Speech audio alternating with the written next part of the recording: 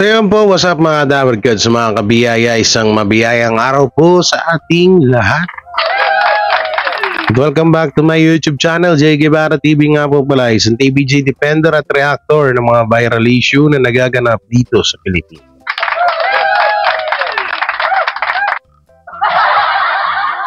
So yun, mag-usapan natin to. Kasi marami, di ba nung nagkaroon ng issue ng trademark Nate Bulaga, ang nakita talaga nating nagpasimula ng gulo ay etong tape ink or yung mga halusos. Pero hindi ba minsan sumagi sa isip nyo na baka ginamit lang din ang tape ink ng GMA? Kasi dito may nakita kasi ako dito, sabi niya, si Annette Gozon ang isa sa may gusto sa nangyaring bardagulan ng pamilyang Halusos at ng Tito Vic and Joey sa kanilang istasyon na GMA Network. Ay naku po. At ito, isama na rin natin itong isang graduate. Tingnan natin graduate na, basta mataas ang pinag-aralan na isang lalaki na patuloy pa rin sa pangbabash sa Tito Vic and Joey. Pagsabay-sabay natin sila dito lahat.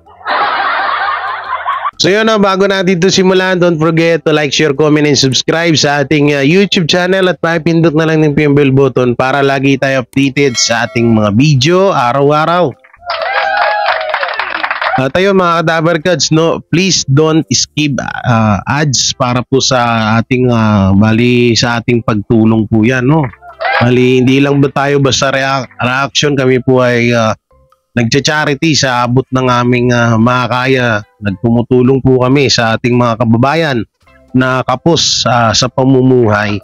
So bali mapapanood nyo po yan sa channel na Chris MTV, ang aming ginagawang charity work ni Kuya Chris. Yan. So sana po pakisuportahan din ang isang channel na yan, yung Chris MTV, at paki-like and share and subscribe at paki ano naman po sa aming mga oras diyan, ha. Mga pwede nyo wag nyo i-skip yung ads dahil diyan lang din po kami kumikita. So yun, unahin natin to. Yung isabay na rin natin to. Isabay na rin natin to. Etong about sa taping, total, damay-damay naman na lahat to eh. Kaya makikita nyo dyan sa screen, pinagpiestahan at kinawawa ng TVG supporters ang 53 pages na ginawa ng Tape Incorporated na ayon sa kanila ay puro imbento at katawa-tawa lamang ang mga nilalaman ng 53 pages ng Tape INC. Kahit na nga 53 pages na ginawa ng Tape INC ay hindi na makakapasa kahit na isinumite panila ito sa Court of Appeal. At saka sa totoo lang, para naman sa temporary restraining order ng TRO na hinihingi ng tape ink sa korte ay isang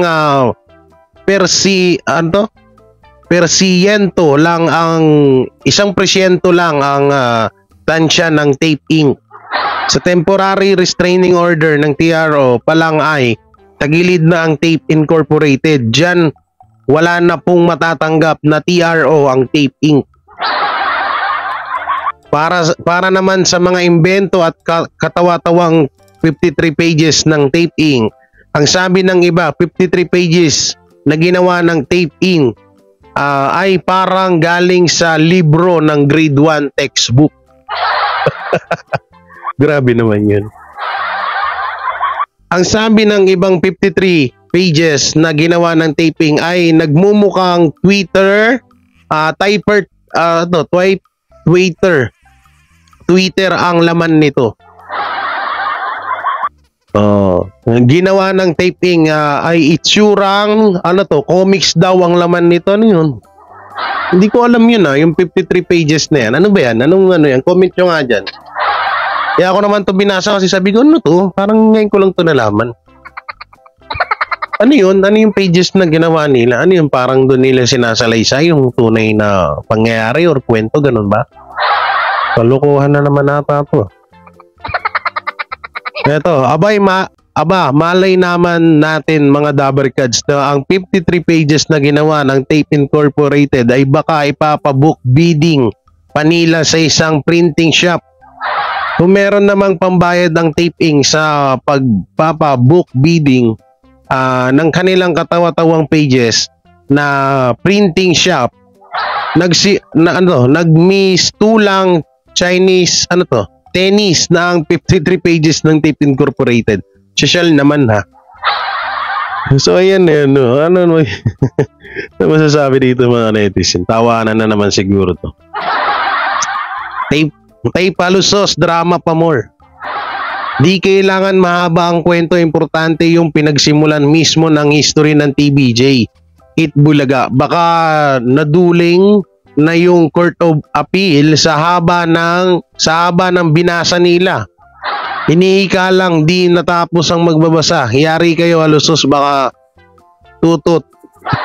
Ayoko basahin yun ha. Naman ng judge sa haba ng binabasa na niya sa 53 pages. Ba't ang haba no? Grabe naman yung 53 pages, parang ano yun, parang yung patunay, ganun ba? Ganun ba yun, 53 pages?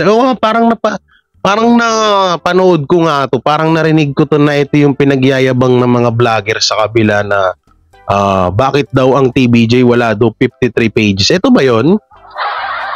Ito ba yun mga Dabarkads? Ito yung ano na yun? Ito yung issue na yun dati? Magbumukhang katawa-tawa talaga sila dito. Suko na kasi, nagamit nyo naman ng ilang months ang title eh. Suko na, move on na kasi TVJ is Itbulaga is TVJ. Ika nga ni Bullet, talusos nung dati pang nito, inamin ni Bullet talusos yun. Ayaw na nila magbabasa ng mga agent sa kanila. Tirahin lang natin ng tape at GMA. Tigil na kayo, suko na. So ito, ang dami. Anyari, ba't ganon? Marikina RTC yun ha.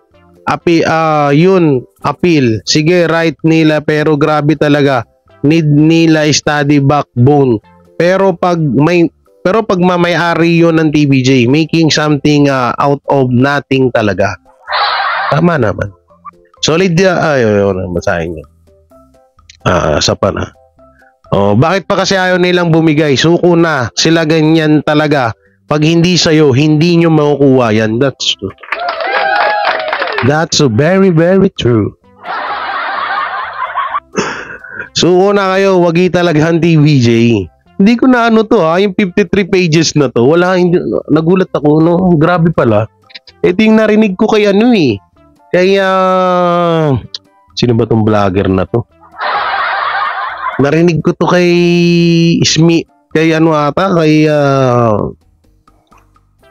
kay Mangga. Tatandaan nyo pa si Mangga? Yung nag-sorry. Yung kaysa isang tape and Showtime Defenders na nag-sorry. Hindi kinaya yung natin. Hindi kinaya yung lakas natin, no? Sorry siya eh. Ewan ko kung nagbablog pa rin yun. Parang hindi ko na siya nakikita. Siguro tumigil na din.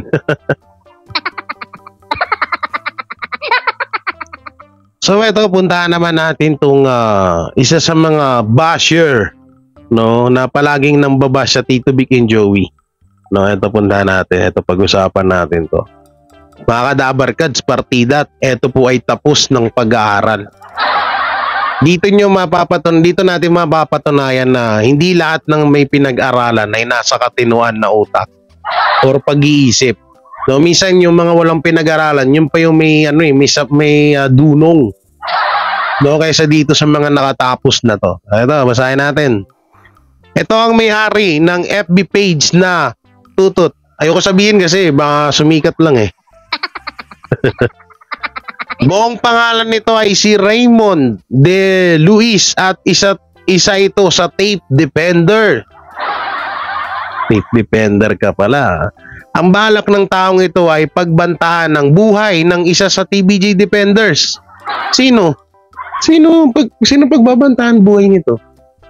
I-comment. Baka ito yung nasa GC ng, siya pala yun. Hirap sa inyo eh. Pag hindi nyo kinakaya, nagbabanta kayo. Pag hindi kaya, stop na. Pag hindi kaya yung baro-balan dito, kayo unang nakipag-baro-balan, tapos ngayon, kayo yung iiyak. Tapos darating pa sa punto na pagbabantaan nyo yung mga buhay namin. Baka nga pag nakaharap namin kayo, para kayong mga basang sisiw dyan. Tapos may gana pa kayong pagbantaan kami. Okay, tuloy natin yung pagbabasa. Paano naging graduated student ang taong ito masama pala ang hangarin niya sa mundo. Ang pagiging graduated student niya ay ginagamit lang niya sa paninira sa Tito Vic and Joey, pati sa pagbabanta niya sa TBJ defenders. Fake educate pala ang naituring. May tuturing natin dito. Pero nagtataka ako, bakit kailangan yung magbanta-banta? Kung alimbawa, sige, nandun na tayo sa point na GMA defender kayo or GMA vlogger kayo, Tape Incorporated vlogger kayo, ABS-CBN vlogger kayo. Ang mas maganda, makipaglabanan na lang kayo, makipag-asaran na lang kayo. Pag hindi na kaya, sobrang inis nyo na, stop na. Or wag nyo na lang pansinin, ganun. Ba't dumarating pa kayo sa punto na nagbabanta, gesyo ganyan? Ba't gano'n? Anong meron? Para katakutan kayo? Tutusin ang pagbabanta, pwede kang kasuhan dyan. Sino kayang TBJ defender pinagbabantaan nito? Nakikita ko na rin to Ito yung nanggaya sa profile picture ni Chris Ulo. Itong damulag na to. Wow, nagsalita ang maliit. Patong-patong na kaso ang kakaharapin ng taong ito dahil sa pagpapakalat ng fake news sa social media about sa Tito Vic and Joey at Said Bulaga. Ay grabe ka dudong. Siguro nagtatago na itong si Raymond De Luis na to. Malamang pinaghahanting siya ng autoridad. Nagtatago na yata ito sa saya ng nanay niya. Takot daw siyang makulong pero hindi daw siya takot na sa paninira sa Tito Vic and Joey. Nako po, delikado ka dyan, dudong. Oo, hindi daw siya takot makulong. Hindi rin daw siya takot sa paninira sa Tito Vic and Joey. At buti naman, inamin nyo na sinisiraan nyo lang talaga ang TBJ. Ay, bobo. Inamin? Akala ko ba tapos ka? Ba't mo inamin? Sabi niya, hindi daw siya takot makulong. At hindi rin daw siya takot na siraan pa ang Tito Vic and Joey. Ay, bobo lang. Tsaka ito napakalaking kabobohan po ng isang tao.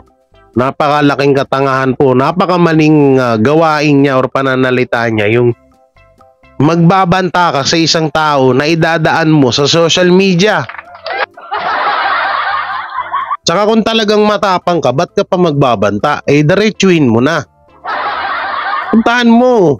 Oo, alamin mo yung location. Total, siguro naman, graduate ka ng pag-aaral baka may sasakyan ka naman, puntahan mo sa bahay, o anong gawin mo kung talagang matapang ka. Minsan na duduwagan ako dun sa mga tao na puro pagbabanta. Lalo na yung vlogger ni Isko Moreno dyan, yung mukhang hapon na Bombay.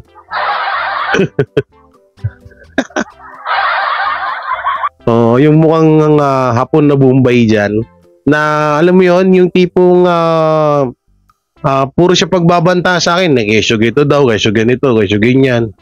So kung una-una nasa ibang bansa ka, OFW siya.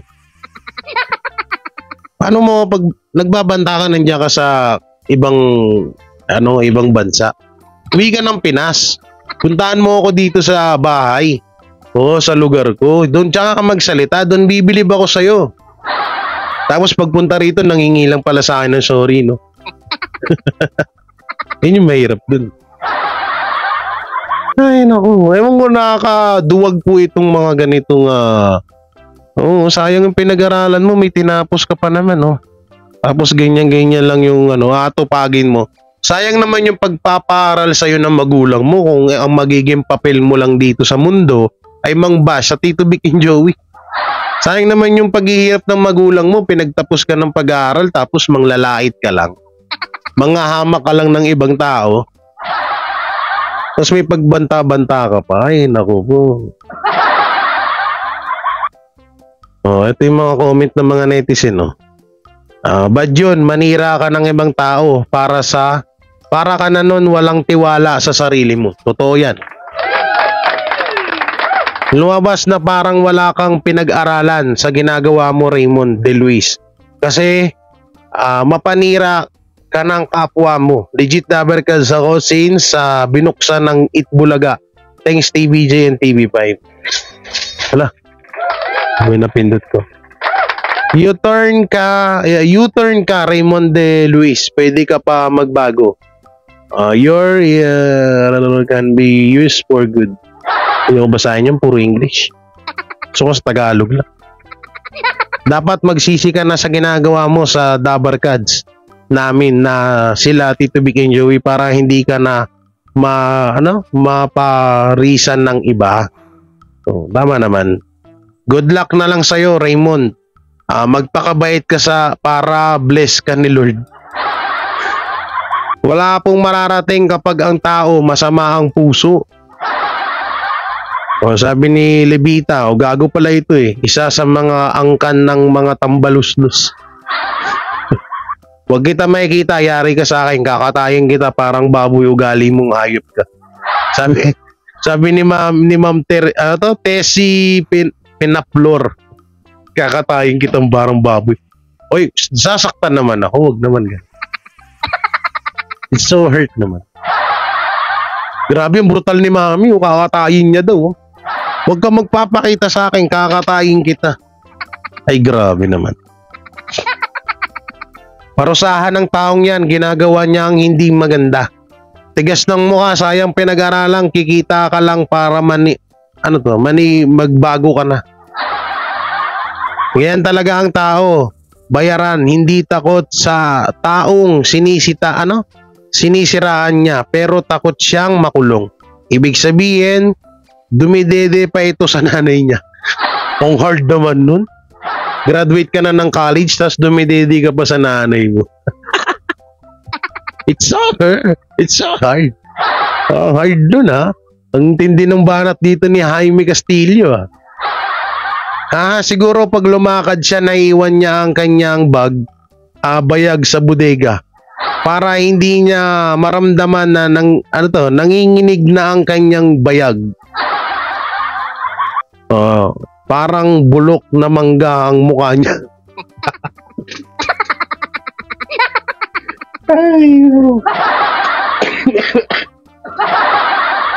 Yung pinaka-panalo dun eh, parang bulok na mangga ang mukha niya. Tingnan natin kung tama nga sinabi ni Mami. Tingnan natin. Ay, naku, parang bulok daw na mangga. Grabe na ba si Mami? Ginawang bagay, magkahugis naman sila ng mangga, oh. Pero ang tanong, sino kayang TBJ Defender yung pinagbantaan nitong gagong to? Huwag naman sana ako, no? No, oo, dahil itry niya. Sana wag na hindi ako yung Tsaka, ewan ko lang, pag sila Crisulo, itawanan ka lang nun. Sino kaya pinagbantaan nyo? Comment nyo nga dyan, baka alam nyo kung sino yung sinabihan niya na kung ano-ano nitong manggang bulok na to.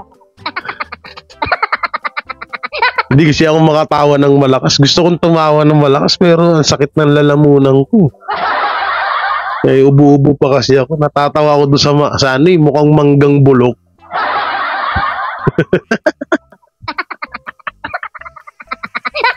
Wisit. So ito, dito na tayo mapunta sa pinaka-topic natin. Ito, mga Dabarkads. Inom muna akong tubig. Hindi ako makamubod dun sa mukhang manggang bulok.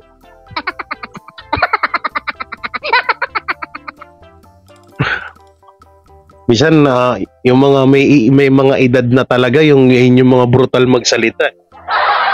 Brutal mang talagang brutal mang real talk no.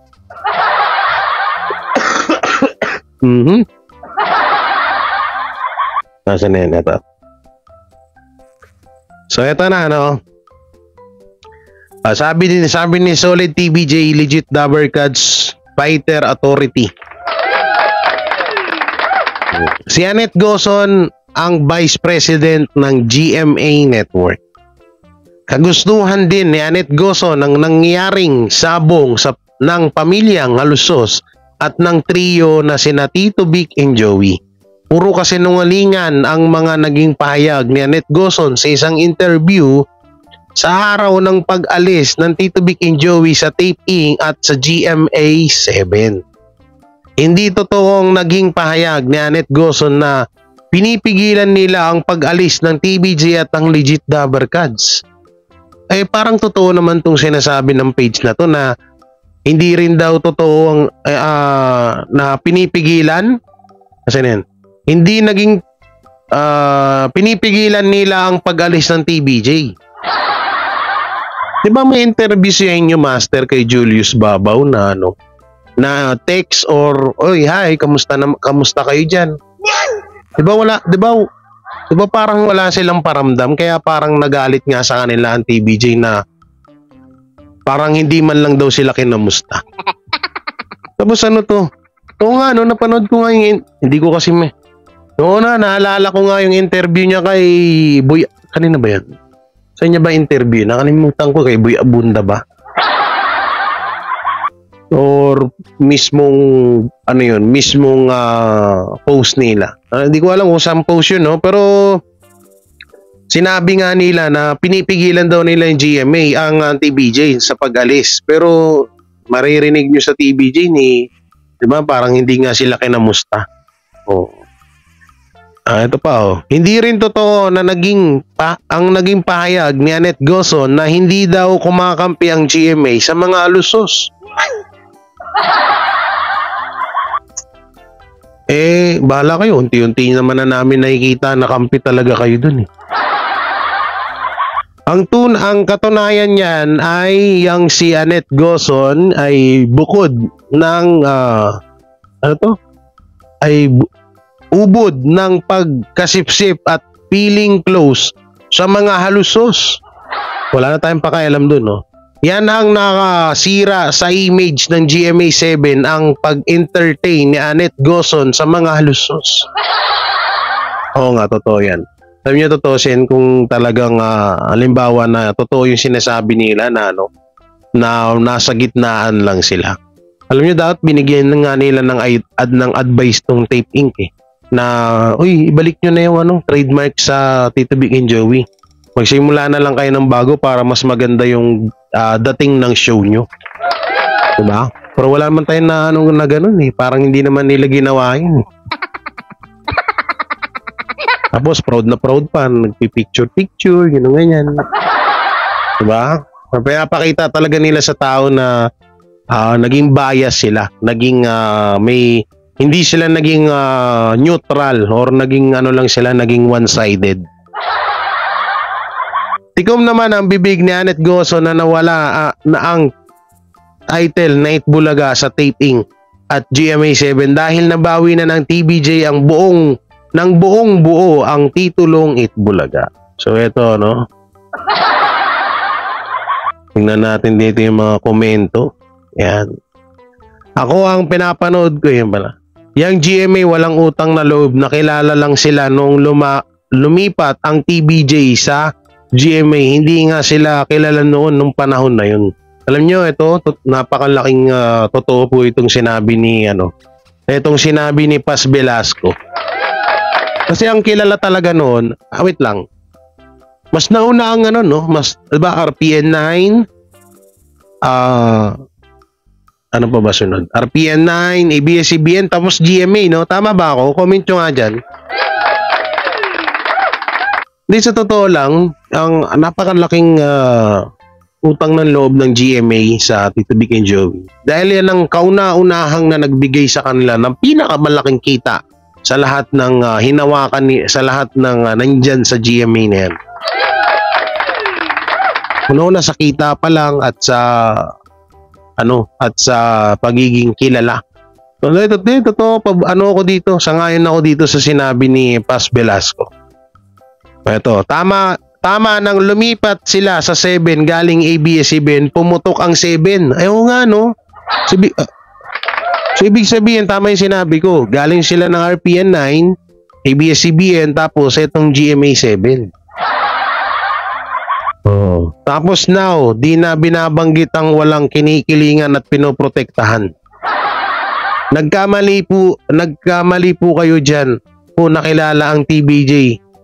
Na Discorama at Student Canteen. Matagal na pong kilala ang GMA, wala pang Itbulaga. Kilala na po yan. Kailan ka ba sinilang? Anong utang ng GMA? Lumipat ang ano daw? Anong utang? GMA. Ano to? Ng GMA sa TBJ. Lumipat ang Itbulaga. Kilala na ng GMA. Ano daw? Uy, para sa kaalaman mo, kauna-unahang noon time show ang kauna-unahang noon time show ang Itbulaga.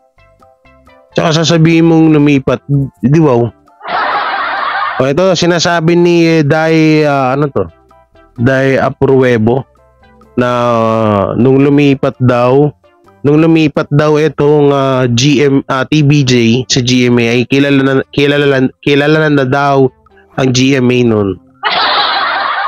So, bahala ka sa buhay mo. Kaya nung natalo yung bet nila sa pagka-presidente noon, mga tabingi ang muka. Wala silang kinikilingan, wala silang pinoprotektahan, may kinakampihan lang sila.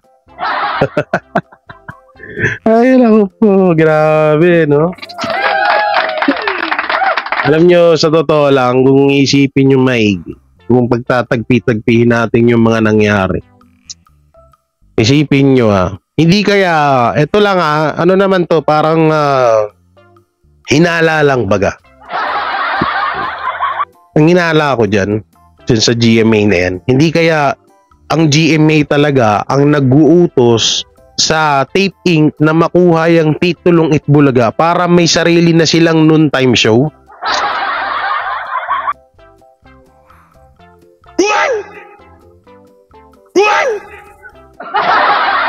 Hindi nga, naisip ko lang yun, no? Kasi walang sariling noon time show ang GMA. Ay yung Itbulaga sa Tito Vic and Joey yan. Anytime na lumipat ang TBJ, dala-dala nila yan, di ba? So hindi kaya pwedeng nangyaring gano'n, no? Na talagang nagsabuatan ang Tape Inc. at itong GMA 7 or GMA Network para makuha nila ang titulong Itbulaga para mag-stay ito sa GMA habang buhay. Di kaya ganon, biglang sumagi lang sa utak ko, no? Sa isip ko pala, sa isip, sorry. Kasi may posibilidad na ganon nga eh. No, kasi alam naman natin siguro alam ng GMA na wait lang. Kakaiba tong pumasok ulit sa isip ko. Hindi kaya talagang ginawang kasangkapan lang ng tape ng GMA itong taping para hindi sila mabisto ng mga tao? Para hindi sila magmukhang masama dito? Ano?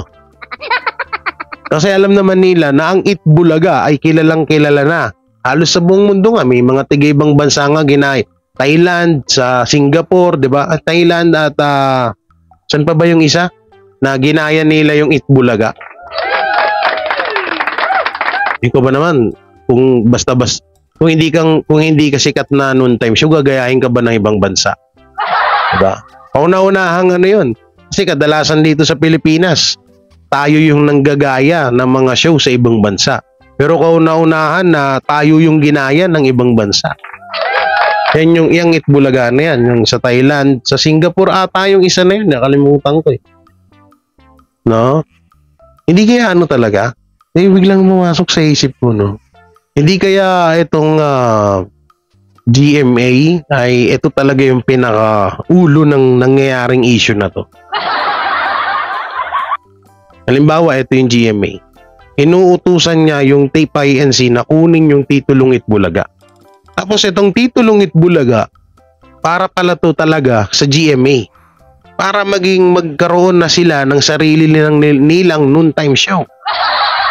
At para naman ito namang Tape Incorporated, para naman mas lalong bumango itong Tape Incorporated sa GMA at mabawasan ng utang. Yung titulong Itbulaga pala ang pangbabayad nila sa GMA.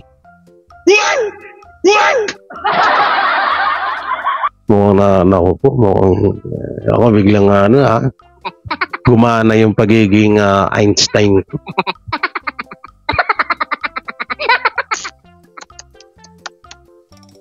Paisip ako bigla doon Sa tagal-tagal kong nagre-react, nagde-depend sa Tito Vic and Joey, parang ngayon ko lang ata ito na pag-isip-isip No?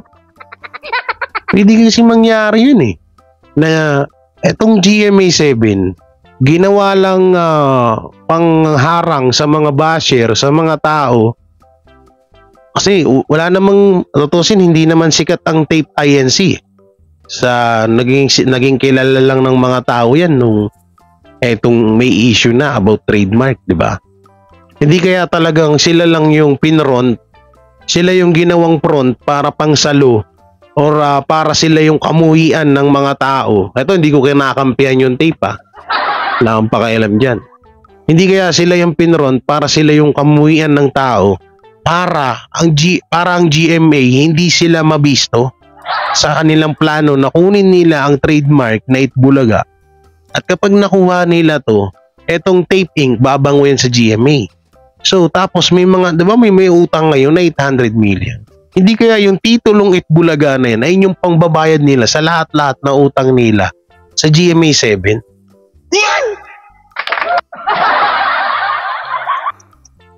Hirap magsalita Biglang napaisip ako dun Biglang ngayon ko lang naisip yun Ang galing nitong page na to Si nabuksan mo ang aking katalinuhan. Charot. Ni Solid TBJ and the Abercrombie Fighter Authority.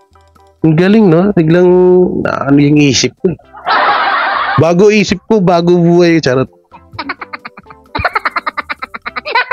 Grabe. Ng mga Abercrombie, no? Hindi kaya ganun. Totoo talaga to. Hindi kaya talagang ginawang lang ang mga halusos para siyempre ang magiging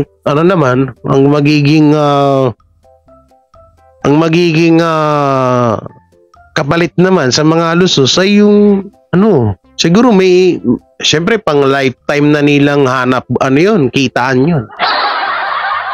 Oo, pang habang buhay na nilang income yun. Halimbawa GMA ang magiging pinaka-boss niyang o rahawak ng Itbulaga. At yung tape, parang siya, ganun pa rin, 70% ambag niya sa show na yan. So tuloy-tuloy pa rin income ng tape doon. No? Nako. Kaya ngayon, siguro, kaya lumabas ang issue ng about sa 800 million na yan. Dahil hindi na nga nakuha ng tape INC ang trademark na Itbulaga. At ngayon, ginigipit na ng GMA itong tape. So, bahala na sila dun. So, mga Dabargads, mga kabiyaya, hanggang dito na lang yung video natin. Baka ano pa masabi natin dito. Mahirap na. So yun, maraming salamat sa ano masasabi nyo sa mga napag-usapan natin. Comment nyo nga lang po dyan sa baba. Siyempre, don't forget to like, share, comment, and subscribe sa ating YouTube channel at pindot na lang din po yung bell button para lagi tayong updated sa ating mga video araw-araw. So yun po, maraming salamat. Ingat po kayo palagi. God bless and peace and bye-bye. Sila ang TBJ Defenders. Pagtatanggol ang katotohanan sa mga bashers. Tunay ang kanilang dala, katotohanan talaga. Ano mang sabihin nyo ay di yan sa kanila uubra. Mga salita nyo na di katotohanan. Sila ang patunay na merong katotohanan. Wala silang kinatatakutan, basta nasa tama kanilang pagyalaban. Ang TBJ ay kanilang susuportahan. Sila ang defenders na laging nasa likuran. JD Barra, Jake Magnus, Chris Ulo, Tita Messi, sila ang nandyan